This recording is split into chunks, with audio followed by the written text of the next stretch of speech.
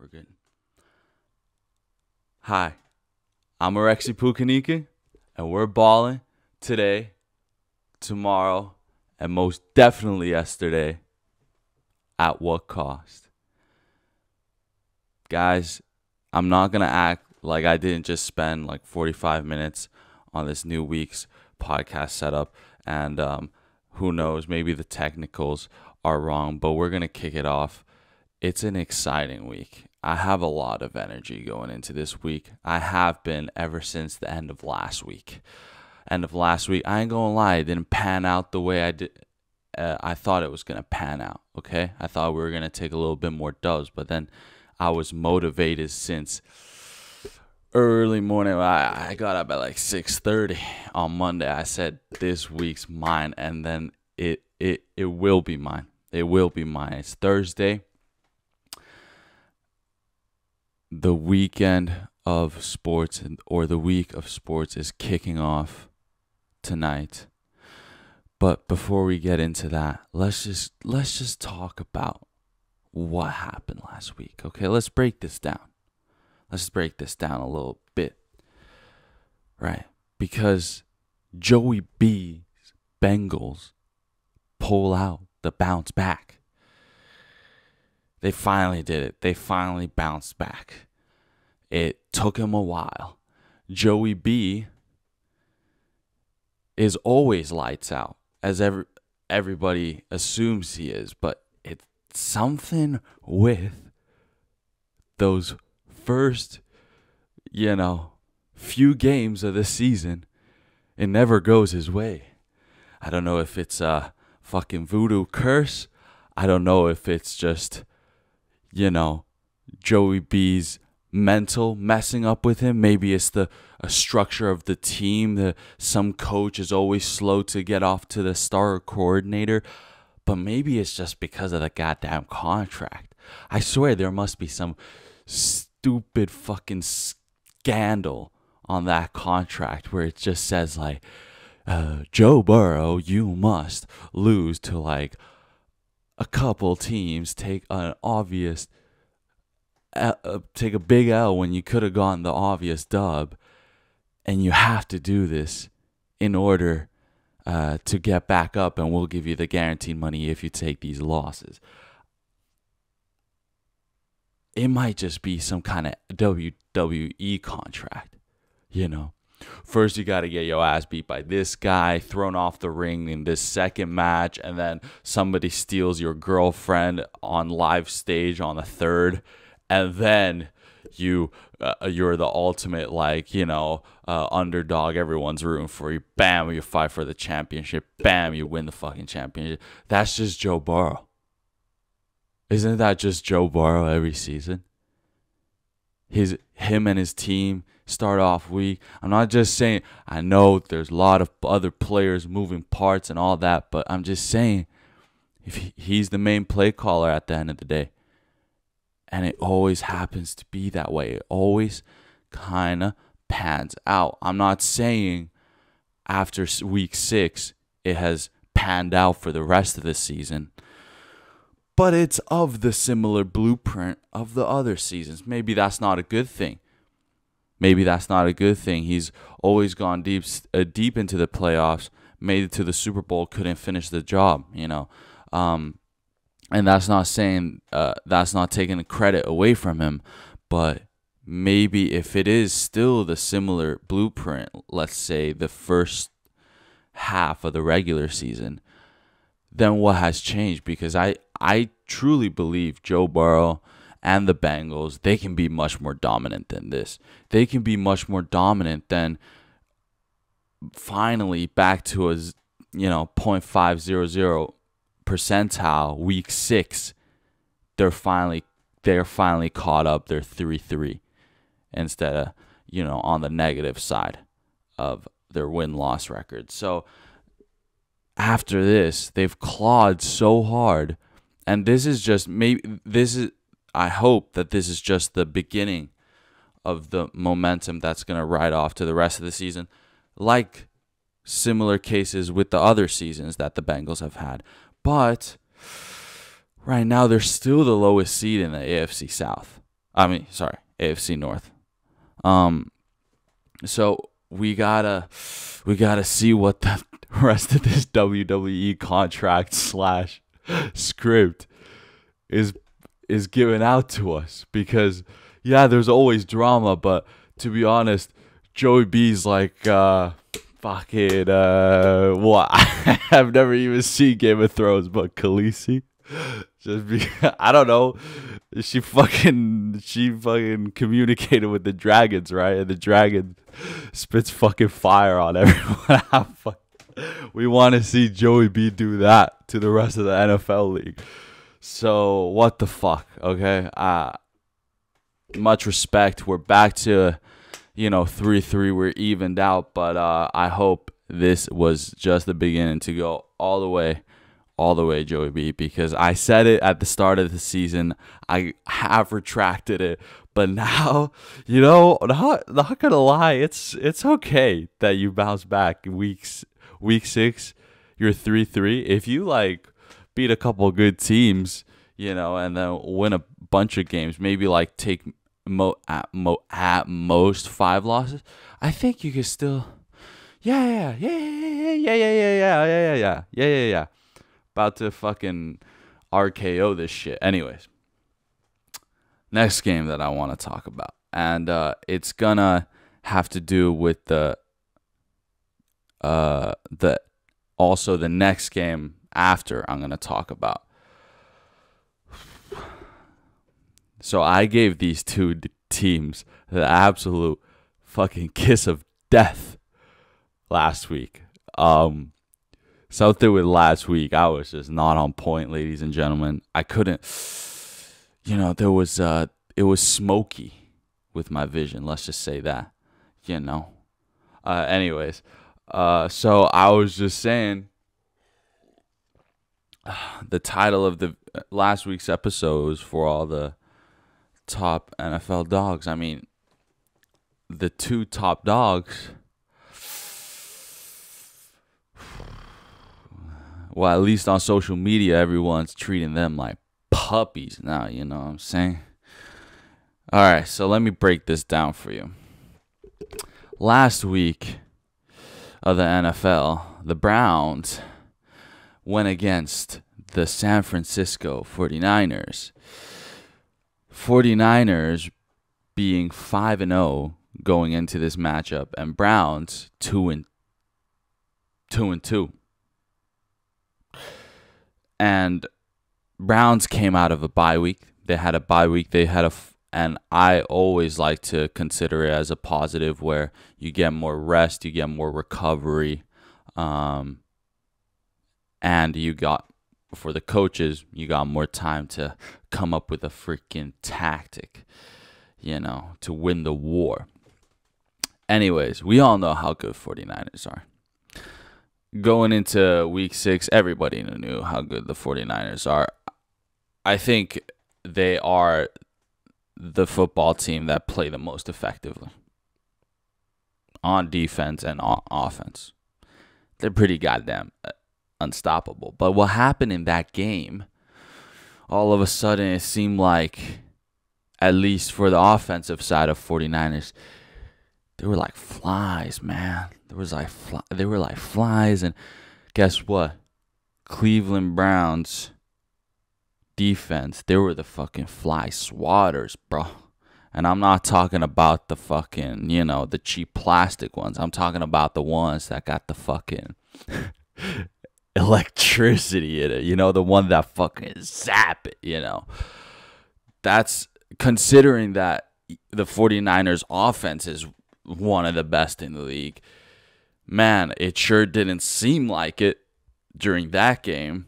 Sure, they still have the glimpses of what makes their offense so good, but bam, there goes Deebo Samuel, and bam, Quentin Williams had to go off the field, and slowly you were, what was going to happen? Like, Christian McCaffrey couldn't do everything for himself. Brock Purdy,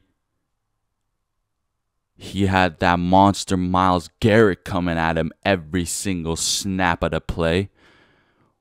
So I'm saying that that one top dog fell to the Cleveland Browns. So he fell to his own shits. Wait, what? Anyways, 19-17, the Browns hand the 49ers their first L of the season. I don't think the I didn't see this coming. I could say that, oh yeah, but I knew the Browns defense was always good, and Myles Garrett. I have high praise for Myles Garrett, by the way. Just a physical specimen in the world of sports. But I really don't think it's about the size of the wave. You know what I'm saying? As in the size of the contract in 49ers case. Like, fuck, why is my brain blanking out right now? Nick Bosa. They splashed a shit ton on him for the fucking defensive huge contract, right? Broke records. It's not about the size of the wave. It's about the motion of the ocean. And the constant motion of the Browns defense. Freaking just the defense is attacking the offense. That's how fucking good they were. I ain't gonna lie to you. They were fucking 100%. I was watching that game, ladies and gentlemen, with excitement and thrill. Okay? So yeah, that's that. The Browns defense were able to deal with 49ers motion to unleash their ocean of D. Wait, hold. Okay. I went a little too far. That was just, okay, I didn't see that coming. I honestly, even when Deebo Samuel fell off, I said, shit, they still got more than a chance to just take the easy dub. But fuck, Browns defense, it's legit. And their offense is not horrible. Not horrible at all. Because I'll say this so that I don't have to say it again after this next take.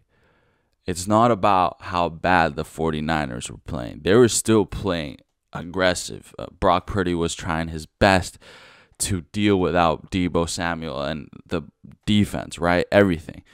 But I'm just saying the one who came out on top, we should celebrate that.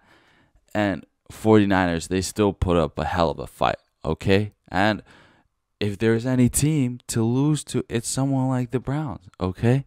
It really is. It makes sense, all right? So with that in mind, the next dog to fall down, next king that was knocked down from the throne, the Jets upset the Philadelphia Eagles and hand them the first L of the season. Zach Wilson, slowly building up that, muscle mass and physical, confidence and, the mental confidence. And then now he's owning the freaking team like it's his private jet. You know what I'm saying? Straight up PJ in this motherfucker. Breece Hall, Garrett Wilson, explosive, consistent level. All right? Same thing with the defense of the Jets. Right? Sauce Gardner. Is it Quinnen Williams? Dude, I love that guy. And the dude, I'm blanking out again. Who's the savage that picked off Josh Allen like 3 times or something? Josh Allen? No, wait, no, that was another team. I'm blanking out right now. I'll find the name in a second. But anyways, these guys are next level. They're kind of this new generation that just plays super physical, but at the same time, they're smart as fuck. They're smart. And Zach Wilson belongs in that group. His skin might be a little lighter compared to the rest of the fellows. But he's making it work, and he made it work that night against the Philadelphia Eagles, 5-0 going into week 6. Jalen Hurts, tush push. The tush can go push and take any win anywhere. That was the narrative so far, right? But guess what? They got dealt with.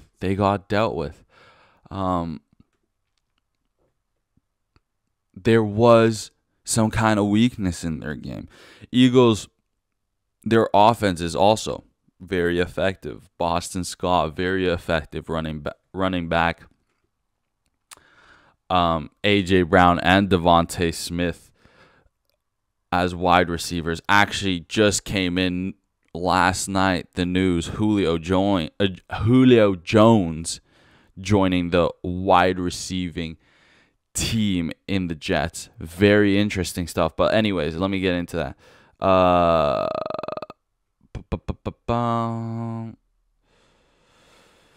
Hold up a second, guys. It was Quincy Williams, I think. I don't think it was Quinnen Williams. Guys, there's a lot of names. Okay, I'm sorry. I'm trying my best here.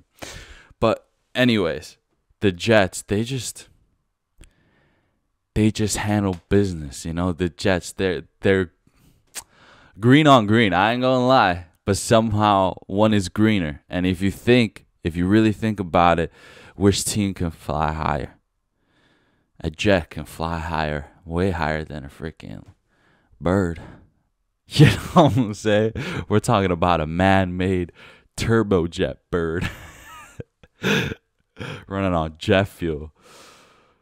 Compared to an eagle that's on some freaking... I ain't gonna lie, though. They're feasting on some salmon or something. That's healthy fats, you know? That's... okay, but we're getting off topic. Zach Wilson. Don't doubt him on the Jets. The Jets are legit. They beat one of the top dogs. And I do think this is just the perfect thing for the rest of their season until possibly Aaron Rodgers recovers from the Achilles. He was already throwing the ball around like just a few days, over a month into since his Achilles snapped. He's already standing, walking around, throwing the ball. It's looking bright. It's looking bright green. Bright green for the New York Jets. And next up, let's go into what's coming up next. All right, week 7, that's kicking off tonight. We'll pull up the schedule here, and to be honest, ladies and gentlemen, I'm gonna skim past these ones. I don't think there is any deep analysis. I don't necessarily want to take you into the murky waters on this topic because it's the other sport that I'm looking forward to talking about. Okay, that one I'm gonna take you into the murky waters. Tonight it kicks off with Jaguars versus Saints. Thursday night football, and to be honest, the Saints defense is pretty strong. I think they're top 8. I think of the whole NFL so far. Not bad at all compared to the Jags defense. But the Jags defense isn't like god awful. Okay, Jags defense is still like in the mediocre level of things, right? However, the Jags arguably have a more productive offense than the Saints do. So it's like a little plus minus on both sides. So we're going to see who adapts better. This is a very, very even matchup, though. Realistic, I think so. Jaguars are 4-2. Saints are 3-3. Even though the win-loss records are a little bit different, I do think they're quite on the same level in terms of just how they're playing right now, like going into the actual game itself. Anyways, it's AFC South versus NFC South. One's at the top, which is the Jaguars, and then one's trying to fight for the top, and that's the Saints. So we'll see how that pans out after tonight. Next thing that I would just want to briefly give a little prediction about. Bears are the underdogs right now, going against the Raiders. And I really do think that this is still a pretty even matchup. I think Bears are not that stupid. There's still money there. People are still getting paid to do a job. They're making improvements. They're making adjustments after each week, trying their best, giving it the effort with what they've got, right? I think, it was really stupid that I mentioned that Bears are the underdogs going against the Raiders. They're gonna be underdogs for the rest of the season. They're 1-5 right now. However, they have a decent rushing defense team. That means that at least in terms of Josh Jacobs, who seems to do quite a lot of the dirty work, I'd say. If he isn't popping off, of course he could just pop off, right? If he's doing the dirty work for the Raiders offense, he's rushing. You know what I'm saying? I'm not. No. He's American.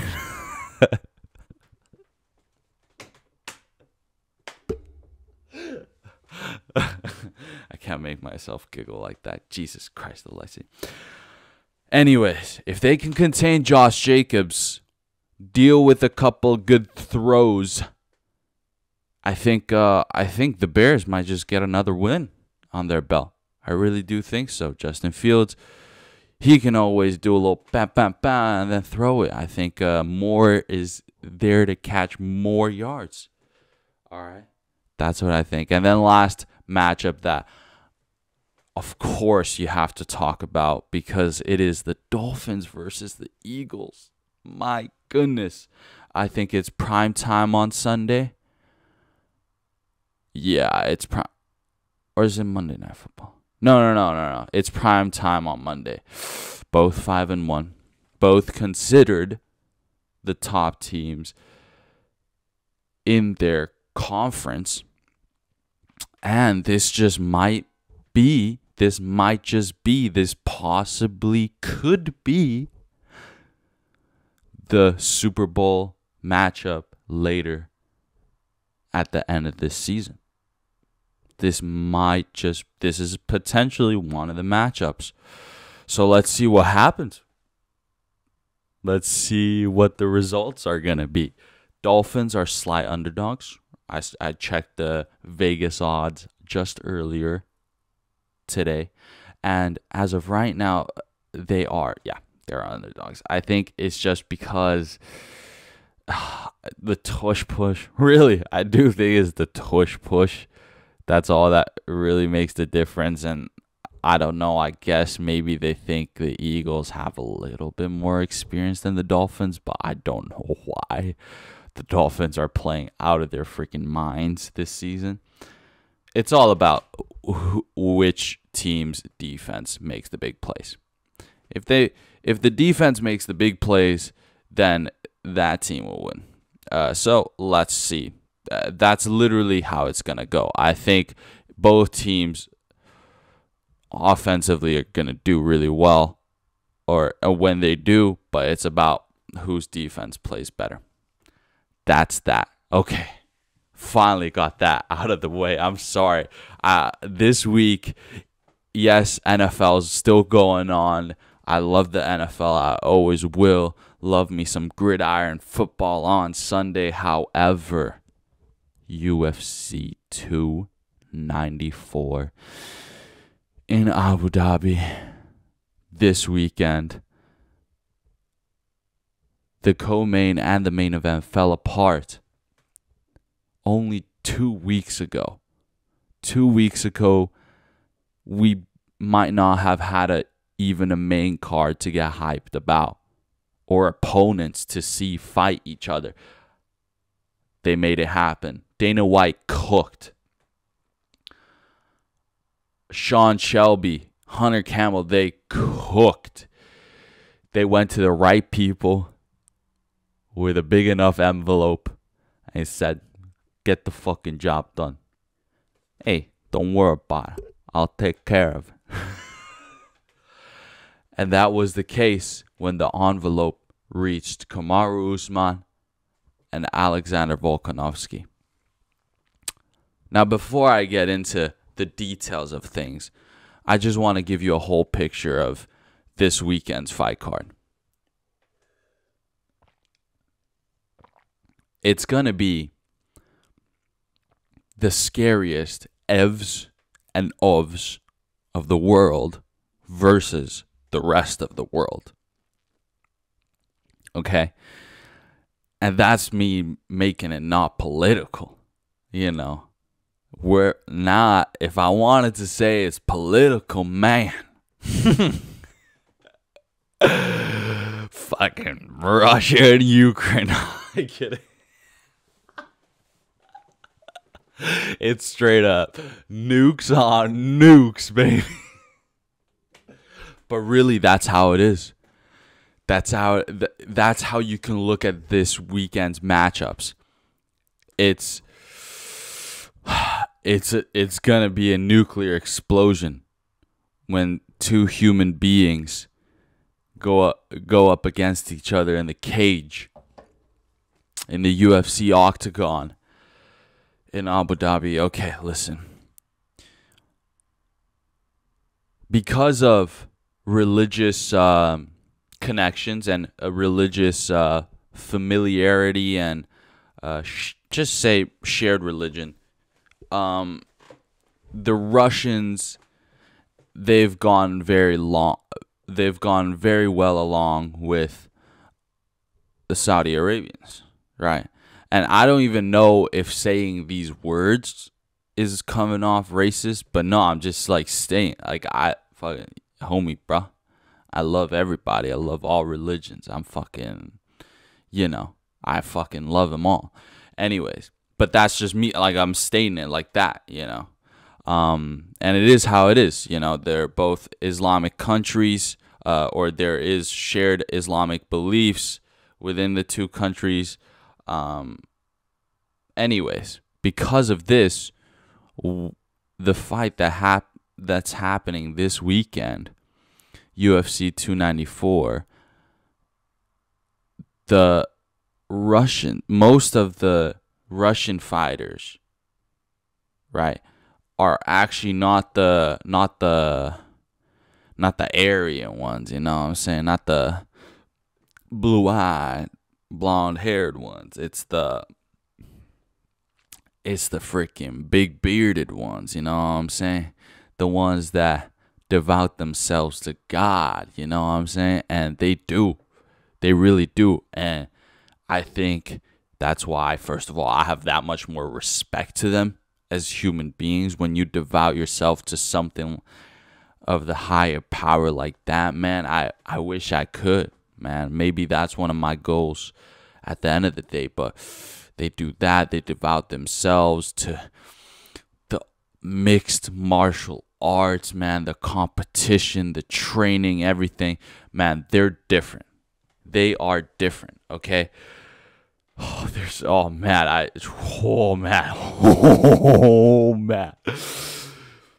And it just so happens most of their last names end with Ev or Ov, you know.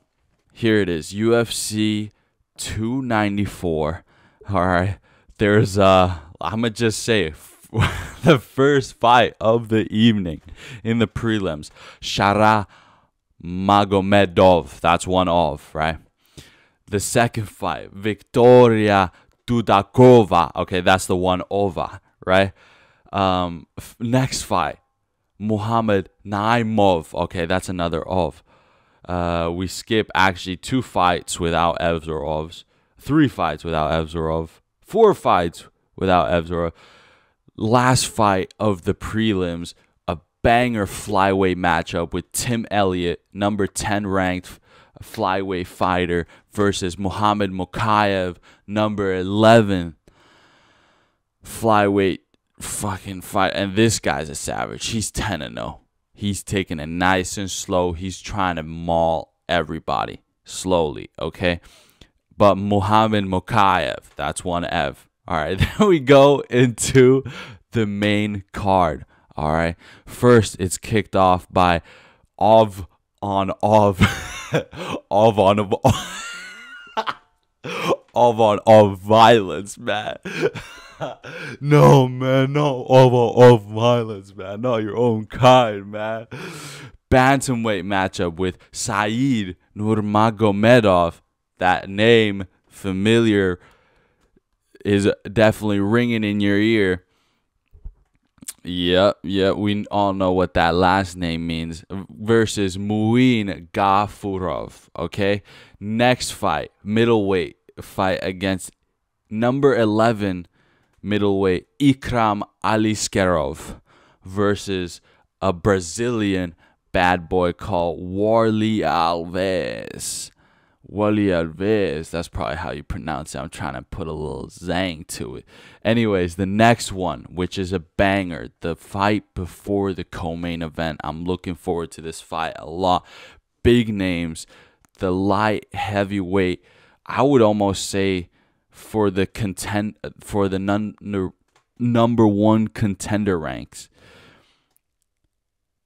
Number 7, Brazilian mixed martial arts legend Johnny Walker. And I think his name is just called Johnny Walker. I don't think anyone, even in Brazil, goes like Johnny Walker. I'll be so fucking Johnny Walker.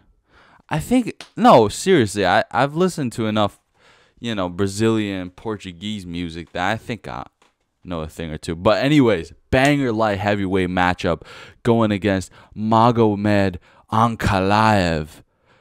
That's number 2 in the light heavyweight. Magomed Ankalaev, very likely a future champion. And Johnny Walker, already been in the UFC for quite some time. Ups and downs so far in his UFC career for sure. But anyways, still dangerous. I do think he's one of those guys that, since he has such explosive energy, right, and explosive tactics almost, I think the older he's getting, the more he's understanding how to control him. So banger matchup just to kick off the motherfucking rest of it, the real fireworks, right? Co-main event. Paulo Costa the Brazilian middleweight was supposed to go against Khamzat Chimaev, who has been sitting in the sidelines for a little bit, but everybody knows what a big name Khamzat Chimaev is. No one's doubting his greatness. Anyways, he was they were supposed to fight against each other. Paulo Costa ends up getting elbow surgery, and bam, bacterial infection got him. He's out of the matchup. And who do they ring up? Usually if it's a short notice, how can you deal with it? Usually it's you go down a notch. You go down the pecking order to see, or the rankings, just to see what possibilities is there. There's only 13 days, something like that. Okay, even if we would stretch it, 3 weeks is a short amount of time for a co-main event. It's absolutely insane. Khamzat Chimaev, arguably the fighter with the biggest potential in terms of accolades that he could possibly achieve in the future. He's already achieved some, but I'm just saying further down the line. He's been out since the last fight he's had is September 10th of 2022. So it's been over a year since he fought. And part of that is he's moving up a weight class. He used to fight in welterweight. Now he's going up to middleweight. Same thing for Kamaru Usman. Kamaru Usman used to be the 170-pound champion, right? He used to be the welterweight champion, defended his title multiple times. Leon Edwards right now in charge of it. Anyways, he comes in on 12 days notice, 13 days notice to go up against Khamzat Chimaev, arguably the most dangerous man right now in the UFC and possibly ever in the UFC. This guy looks like a fucking movie character. He looks like he doesn't come from this earth. He looks like someone that's built to kill and destroy. And then it makes it about 3,000 times scarier when he actually says it himself. Brother, don't worry about it. I come here, I kill everybody. Okay, I go in the cage, I'm ready to die. Okay, my brother, it's that simple. And then after he kills the motherfucker in the cage, he's got that killer adrenaline, got the taste of blood, got the victory. Then he's going like, Allahu Akbar, Inshallah, I kill everybody. I'm the best, I'm the champion, I kill everybody. I die in the cage if I have to, I kill you. I don't think he's lying, pal. I don't think he's lying. I don't think he's lying. He's going against the former UFC welterweight champion. Short notice fight. The number 1 welterweight going against the number 4 welterweight, but they go up in middleweight. Less weight to cut. Good for the both of them. Their bodies like that more. I know that for a fact. Kamaru Usman, from a wrestling background. Khamzat Chimaev is a, let's just say he can do it all at such a high level. The Wolf, Borg or whatever, all the nicknames he has. But I think that the grappling is like the thing that if it goes into the murky waters, he can go for that tactic and he will win. But I don't think he can do that tactic on Kamaru Usman and end up it being his way, at least that easily. There's no way Kamaru's going to grapple back. He's going to wrestle back at your ass. And that's why this matchup is just out of the world. It's just out of the world. And then guess what? That's just the fucking co-main event. That's just the fucking co-main event. Alright? I had to drop 2 fucking F-bombs just to fuck. You see what you're doing to me, Dana? You see what you're doing to me? God damn it, bro. You got me bricked up. Anyways. The main event. The main event. These gentlemen faced off against each other for the first time earlier this year. Earlier this year, they went head-to-head with gold on the line. With gold on the line on February 11th, 2023. It's October now. So, about 8 months ago, these men fought against each other for the first time. The decision went to Islam Makhachev, who defeated via unanimous decision Volkanovski takes a loss on his belt and doesn't end up getting the lightweight championship on his first go. But guess what? Islam Makhachev was ready to defend his belt this weekend against another dangerous man by the name of Charlie do Bronx Oliveira.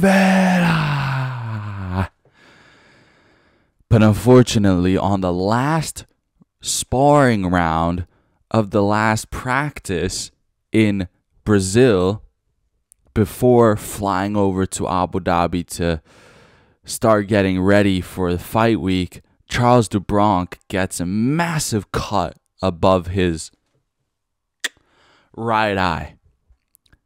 And he's unable to fight. He's unable to fight. So that news broke in 13, let's say 13 days ago. 13 days ago. UFC, Dana or Sean Shelby or the managers talking. We don't know. I don't know who exactly talked to who, but obviously a number was presented, and Volkanovski really, really enjoyed that number that was presented, but also the matchup that was presented. All right, I don't want to be necessarily counting out the monetary and financial kind of benefits of taking this big fight. And obviously, if they get paid and you provide this high level of entertainment and excitement and joy, fuck yeah, he deserves all that money, right? And that's kind of why I want to point it out too. It's like, I wish sometimes they would just brag about how much money they make it, because that would make me happy, you know? Thank God you're also getting paid out of your ass, dude, because you deserve it. All of these guys deserve it, especially Alexander Volkanovski, coming in on 13 days notice to rematch 8 months since the last time they've went head to head, and it was a close one. I talked about it. I said, you know what? I think Volkanovski won that fight. I might be biased. I watched it 3 times, the fight. I really did. And I think that Volkanovski did win the fight, but that's just because I am just super biased against like grappling control time, right? Like if you're just going to hold like, 3 minutes out of a whole round, you're just going to be on the, behind the back, but you're not getting a choke. You're not really trying to get a choke. Yeah, exactly. Okay, but we're scrolling too far back. But anyways, Volkanovski, I just watched his press conference first thing when I woke up today. I've got his shirt on right here. Okay, I gotta show it, but it might be a little out of focus. Right here, dude. That's him right there. That's him right there. That's the fucking savage. I just got this shirt 2 days ago. Earned, not given. Earned, not given. And he also says all the time, dare to be great. And he's the great Alexander Volkanovski. I'm rooting for Alexander Volkanovski, okay? I'm rooting for that. I'm rooting for the great. I think this could be possibly one of the biggest trilogy fights of all time, with honestly, without no extra PR drama. And in that context, I'm talking about like Conor McGregor going crazy and, Khabib being the opponent, right? There's a time and a place for that, let's just say. But right now, I think this could be the biggest trilogy that you can make in terms of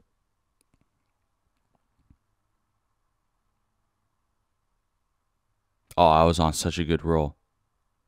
This is the greatest trilogy you can make in terms of skill. Like, I'm just sorry, guys. I literally blanked out because I still can't believe this is fucking happening. Okay, stop. I was just like, no, dude, no. There's no way. There's no way, because the audience always wants a fucking instant rematch. And this is about as goddamn instant as you can make it. Alexander Volkanovski as well. He fought once before. He fought in between their last fight. He defended his belt against Yair Rodriguez. Yair Rodriguez, being the interim featherweight champion, defended it like pretty much easy peasy. And then, bam, decides to fucking go up against Islam Makhachev. Islam Makhachev is savage. Alexander Volkanovski pointed this out at the press conference. Remember, Islam Makhachev wouldn't be able to fucking take 12 days notice. And that's a fact. Of course, that literally means on the technical side of dropping the weight. But Volkanovski is also saying Islam Makhachev, it took him 8 months to rematch against a guy that he beat in 2 rounds dominantly. And then okay, you know what? It's now I'm being too one-sided. Islam Makhachev is a fucking monster at 155. Like, you can't. I thought Charles was slick enough to do something. He couldn't. He still got mauled. And now they're going to, I think Volkanovski was the first one that really put up a proper fight against Islam Makhachev. Islam Makhachev has definitely fought through diversity before, but that was like another level of it. I'm really just saying Volkanovski has way bigger of a chance than people think that he does. I think Islam Makhachev is a really fucking crazy good lightweight champion, but the weight drop, having to adapt to a different opponent compared to who he was. Like, I'm sure Islam Makhachev was training a lot of jiu-jitsu in the fight camp compared to Volkanovski's kind of just constant pressure in the clinch, in the pocket, not afraid of throwing crazy creative combos and pushing the pace himself, keeping the distance. Volkanovski's the great. And like I mentioned before, there's Ovs and Evs and Islam Makhachev, you know, but there's only one Ovski, right? And you might be thinking, where's Ovski? That's still a little some Ovski, dude. He's gonna get the Dubski. He's got that ancient Middle Eastern blood. You can kind of see him. He could, like, it's been filtered through some of that mixed, dude, that savage British killer ancestry, you know, all the freaking straight up gangsters, real gangsters that got imprisoned from Britain. They got freaking shipped over to Australia, and then somewhere along the line there was a freaking savage Middle Eastern blood that traveled there, and then it just mixed together. Ovski's there. And that's what Ovski is, man. He's gonna fucking put it all out. He's gonna put it all on the line. That's what he said. That's not me putting words into his mouth. He's definitely just gonna be coming in guns blazing. That's what he said. And without a doubt, one of the overall most competitive and intimidating events. I swear, this is where you kind of get that, like, what gets me quite amped up, the thrill and kind of the danger, man. These guys, these devout freaking, man, dude, these people, and I'm not talking only about, you know, my fellow Russian competitors and all those guys. I'm talking about just all the athletes devoting. They're all devout to the same thing, man. They might have different gods, different beliefs, different ways of life, but they're all devout to this, man. Highest form of competition in Abu Dhabi this weekend, UFC 294. I can't wait. It's been a pleasure talking with you. I've had so much fun. This week has been awesome so far. And to end it, I'm going to give you a little sneak peek of what I did last week. Last night. Me and my boy, Paulie Minarini, I have a podcast with him where we've done one episode so far that's been received really well. We're gonna do another one, and for the next episode, me and him decided to take a jump more into his creative world, and we got in front of the mic and started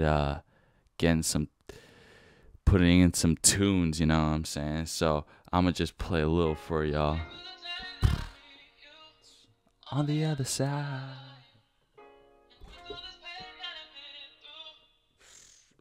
All right, a little bit there. Let me.